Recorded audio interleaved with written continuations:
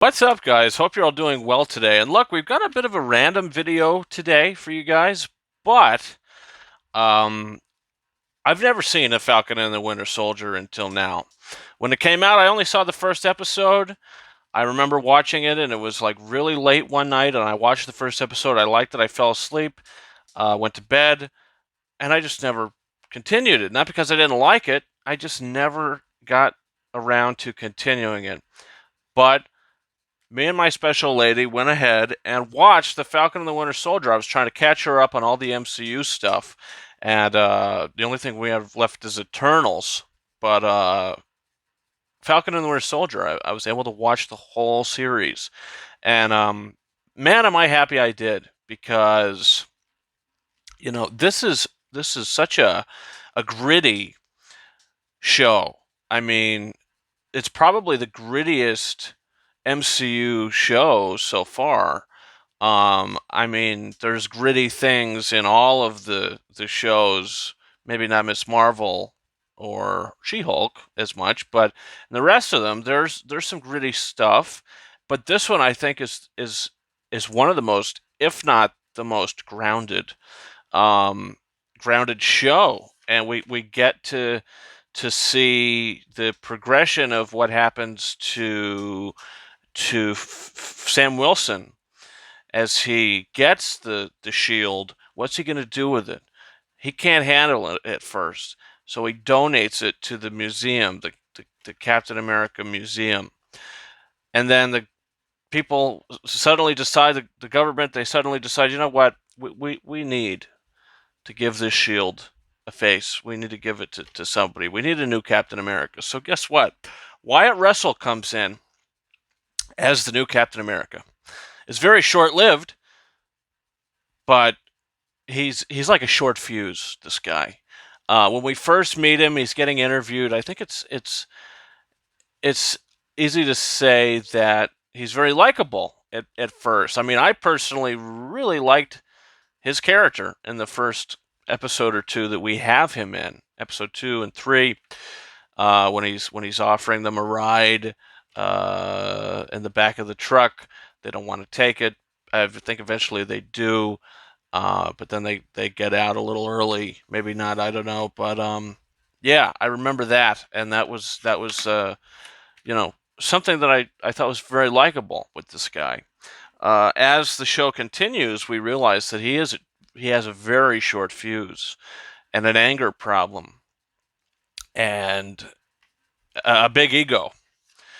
And when he gets the opportunity to use the super soldier serum, he takes it.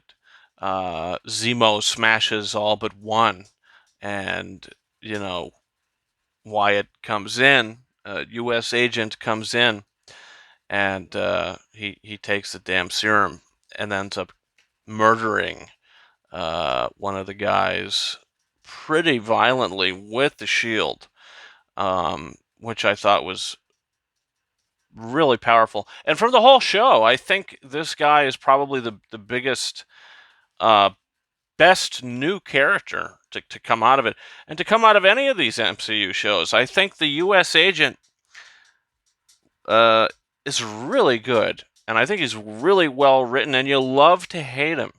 You do really love to hate him, and I love the fact that they bring him in at the end of the show to help out. And then he's talking to Julia Louis-Dreyfus, and that's where we get the name U.S. Agent. So all the stuff with him really worked for me. The Anthony Mackie, Sebastian Stan stuff, look, they're fantastic, and their dynamic is great. Breaking Zemo out of jail, out of prison, to help them out. I mean, the whole story of the thing is there's some more super soldiers out there, and once Bucky hears about this, that's very personal to him, and they just sort of get involved to try to shut it down. It's led by Carly, who is played by Erin Kellyman, and you also might recognize her from Solo, a Star Wars story. She's also going to be in the new Willow series. She's excellent in the show. You don't even see her as a villain, really, even though she's the villain of the series. I mean, she's one of the best MCU villains for sure, because I've never saw this person as a villain. I've always saw such a complex, well-written character who is does have this serum and is trying to have this movement, and is going to do anything in her power to do that. She has her followers who are also super soldiers. I mean, I thought it worked really well. I thought it worked really well. Emily Van Camp comes back as Sharon Carter. We find out that she's the power broker, and now that she's been pardoned at the end of the series, she's going to dig into all these U.S. government secrets, and who knows what's going to develop with her character, because Bucky and and Sam don't know that she is the power broker. She played it off, that she wasn't. So she's become a really powerful character and kind of a anti-hero potential bad guy for the future. But look, I think this is a terrifically edited series. I think Daniel Bruhl is excellent as Zemo. Again, it adds so much to Captain America: Civil War to be like, okay, look, he's trying to uh, get rid of the super soldier stuff. He's trying to take him out. Targets Bucky. I mean, all the stuff in that movie, it really works, and it plays into this. Honestly, the biggest problem I had with that movie is the Zemo stuff. Captain America: Civil War is now better due to this show and the writing of this character, and of course his fun little dance scene that he has when they go to the club. But excellent action. The music, the score to this.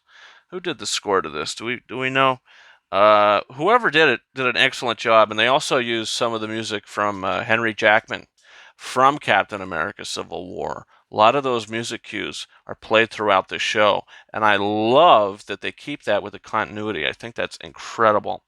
And I can't wait to see what happens next with these characters. Look, Captain America is now Sam Wilson, and it's official at the end of the show.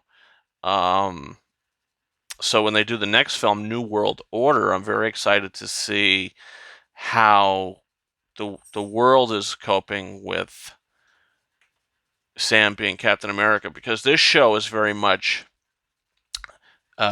Sam dealing with the fact that he's becoming Captain America.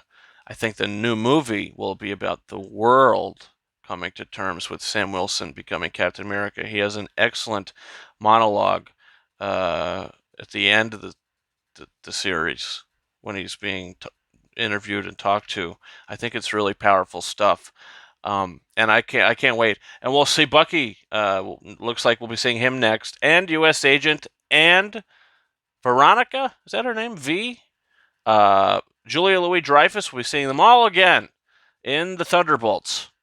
It's going to be the big conclusion to Phase 5, and it's going to be a Black Widow, Falcon and Winter Soldier, and Ant-Man and the Wasp team up. That's right. We've got Ghost. We've got the Taskmaster. David Harbour's coming back as Red Guardian. Can't wait to see him. Love that character. And we got Florence Pugh. She's coming back to do her thing. Speaking of Florence Pugh, if you haven't already subscribed to the channel, do so, because tonight we're going to be seeing Don't Worry, Darling. And we're doing a full review for that. So come on, check that out. I promise I won't spit on you. And it'll be a good time. Also, guys, you can follow me on Twitter at RyanKing72 and Instagram and TikTok at KingOrises131. We'll also be watching She-Hulk episode 6 today. I thought that would be the finale, but it looks like it's not. There's going to be 9 episodes.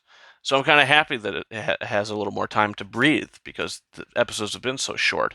So you can expect this episode 6 spoiler review of She-Hulk pretty soon as well. So guys, that's been it. Thank you so much for watching, and I will see you next time. Over and out.